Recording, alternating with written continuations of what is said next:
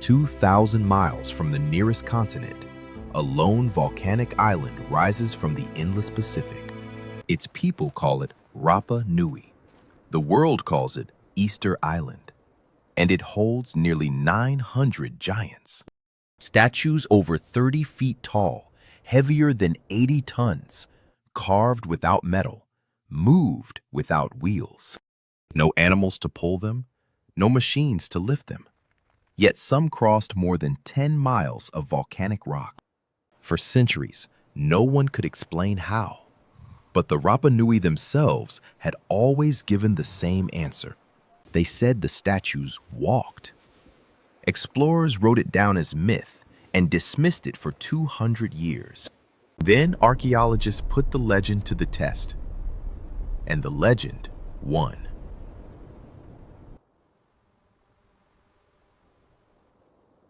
The story begins around the year 1200, when Polynesian voyagers probably first reached this shore. Legend remembers a founding king, Hotu Matua, landing his double canoes on the white sands of Anakena. His people carried taro, yams, and chickens, everything needed to build a world at the edge of the map. They found palm forests, fresh water in volcanic lakes, and seabird colonies that darkened the sky. And they lived with a truth few peoples have ever known. Beyond the horizon, help was worlds away. To understand what they built, you must first understand a single volcanic crater, Rano Raraku. Its stone is compressed volcanic ash, tough, soft enough to carve with stone tools, yet built to last centuries. The Rapa Nui did not just find a quarry here. They found a canvas for an entire civilization. Over the centuries, the vast majority of the island's Moai were carved from this single crater. Each statue was carved lying on its back, face to the sky, still attached to the mountain by a spine of rock. Once freed from the bedrock, the statue was carefully lowered down the quarry slope and raised in a finishing pit. Standing upright in the pit, the statue received its final details: ears, hands, the long, curved fingers. The Moai were not gods. Each one was an ancestor, a chief, a founder, a father of the clan. The islanders believed a power called mana flowed through them, protecting the land, the crops, the children. That is why nearly every Moai raised on an ahu faces inland, backs to the sea, eyes on the villages they guard.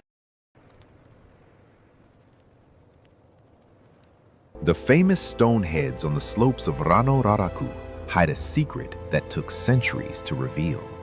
They are not just heads. Beneath the soil, many continue into complete torsos, arms and hands at their sides. Excavations uncovered torsos covered in carvings, buried slowly, century after century, by sliding sediment. The average Moai stands 13 feet tall and weighs about 14 tons, but ambition kept growing. The largest Moai ever attempted, still fused to the quarry wall, stretches almost 70 feet. Finished, it may have weighed more than 200 tons, far beyond any Moai ever successfully moved. Why it was abandoned is unknown. A flaw in the stone, a change of plans, or an ambition grown too large. And there was one last act of creation. A statue was not truly alive until it received its eyes. Eyes of white coral with pupils of dark obsidian or red stone, set in place only on the platform. In that moment, the islanders said, the ancestor entered the stone. The statue became Aringa Ora, a living face. But between the quarry and the platforms, lay a problem that haunted archaeologists for centuries. Some Moai traveled 14 miles over volcanic rock, up hills, across gullies to reach their ahu. 14 tons of stone. No wheels, no metal, no animals to pull them. Yet hundreds left the quarry. For decades, experts proposed wooden rollers, sleds, and ramps. Every theory demanded one thing: trees. And when Europeans arrived, the island was almost treeless. The conclusion seemed obvious and damning. The Rapa Nui, the story went, cut down every last tree to move their statues and destroyed themselves. Books called it ecocide, a society said to have exhausted its own resources in the pursuit of monuments.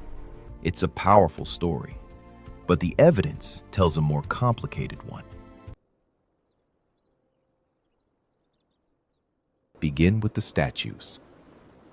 The islanders' own answer had been waiting, ignored, for 200 years. In 2011, archaeologists Terry Hunt and Carl Lippo decided to take the old story seriously.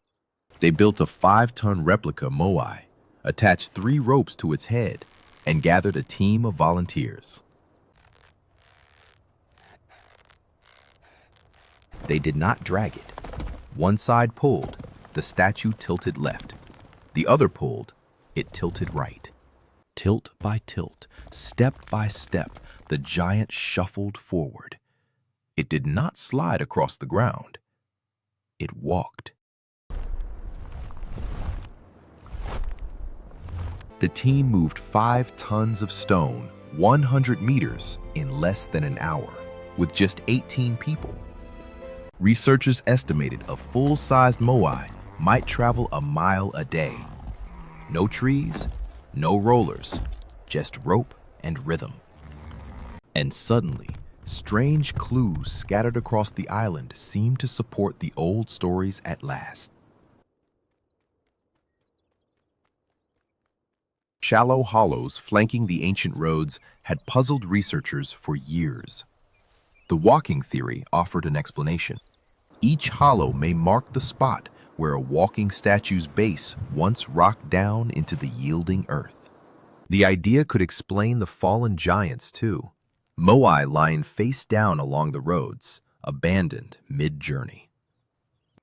A walking statue that loses its rhythm falls forward. 14 tons, once fallen, may never finish the journey. One mystery remained on top. Many Moai wear pukao, hats of red volcanic stone weighing up to 12 tons. How do you lift a 12-ton hat onto a 30-foot statue? In 2018, researchers showed one way: ramps of stone, and a technique sailors call parbuckling, rolling the pukao upward with loops of rope. Simple materials, brilliant physics. It is a pattern that repeats everywhere you look on Rapa Nui. But the walking theory opened a new question. If no trees were needed for the statues, who killed the forest? Part of the answer arrived on the very first canoes. Hidden in the cargo was a stowaway, the Polynesian rat. On an island with no natural predators, the rats found paradise, an endless buffet of palm nuts. The rats multiplied fast, devouring palm nuts and preventing many new trees from ever taking root. Pollen cores from the crater lakes record the change. Palm pollen declines as rats spread across the island. Human clearing, fire, and a drying climate likely played their parts too. This was no simple frenzy of axes. It was a slow ecological transformation. People, rats, and climate on an island with no margin for error. The old ecocide story was not entirely invented, but it was far too simple. Because the deeper truth is this: Losing the forest did not end Rapa Nui society. The islanders adapted. Farmers covered their fields with crushed volcanic rock, a technique called lithic mulching. The stones broke the wind, trapped precious moisture, and slowly released minerals into the soil.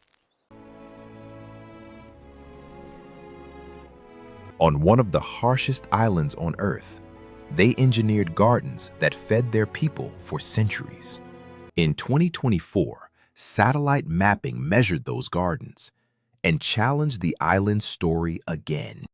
The mapped gardens were far smaller than earlier estimates, consistent with only a few thousand people. That is not the signature of a vast population spiraling out of control beyond the limits of its island. There was even genius in where they built. Many ahu stand close to places where fresh water seeps from the coast. The ancestors did not just guard the villages. They stood watch over the water of life itself. The evidence no longer supports a simple tale of self-destruction. It reveals a people who kept adapting. So if they did not collapse, why was the island so quiet when the outside world finally arrived? On Easter Sunday, 1722, the first recorded European ships appeared on the horizon. Commander Jacob Roggeveen named the island for the holiday. First contact lasted barely a day. Before it ended, his men opened fire on the crowd at the beach. Around 10 islanders lay dead. The contacts that followed brought violence, exploitation, and new diseases to a people with little immunity. Influenza, tuberculosis, smallpox, threats no island adaptation could overcome. By then, the Rapa Nui had also created one of the Pacific's greatest enigmas, the tradition of Rongo Rongo. Wooden tablets carry ordered lines of birds, fish, and human forms, signs that may encode language or memory. Whether it was true writing, and whether it began before European contact, is still debated by scholars. To this day, no one has convincingly deciphered it. Then came the ships that broke the island's back. In the 1860s, slave raiders arrived from Peru. They dragged away over 1,400 people, nearly half of everyone left alive on Rapa Nui. Among the captured, later accounts say, were chiefs, priests, and some of the last who understood the tablets. Generations of ritual and knowledge sailed away in chains, bound for the guano mines of Peru. Under international pressure, Peru agreed to return the survivors.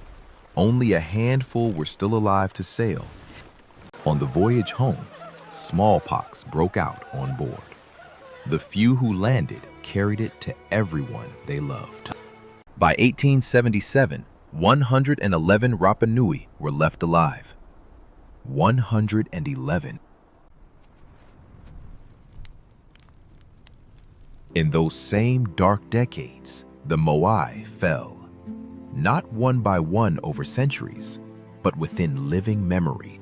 Some may have been toppled in conflicts between rival clans, throwing down an ancestor to break its mana.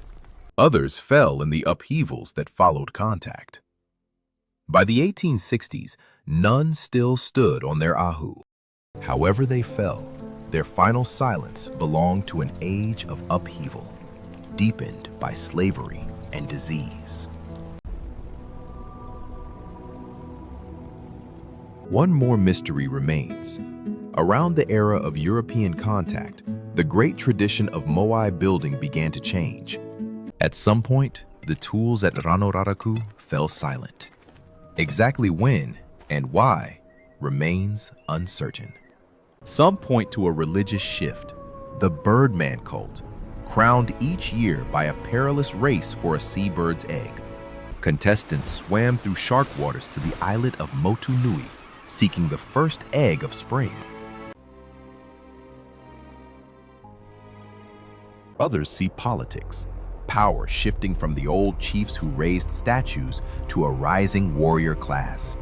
Religious change, shifting power, and prolonged drought may all have changed what the island chose to build. Perhaps the statues were not abandoned in failure. Perhaps their world simply moved on, as worlds do. Either way, the old verdict needs rewriting. Rapa Nui was never a simple parable of self-destruction. It was a story of survival. Nearly 900 ancestors carved, and hundreds moved across the edge of the world. Today, their descendants remain. Rapa Nui families still live on the island of their ancestors. They speak the language, they carve, they teach their children the old names, including Hotumatua's. At Ahu Tongariki, 15 giants stand again, re-erected in the 1990s, facing inland as always. And at Ahu Koteriku, one Moai has been given back its coral eyes, one living face watching once more. The Moai were raised so that the dead would never be forgotten. 8 centuries later, we remember. For more civilizations that survived against impossible odds, subscribe to Echoes of Antiquity, because the past is never really past. The statues are still watching.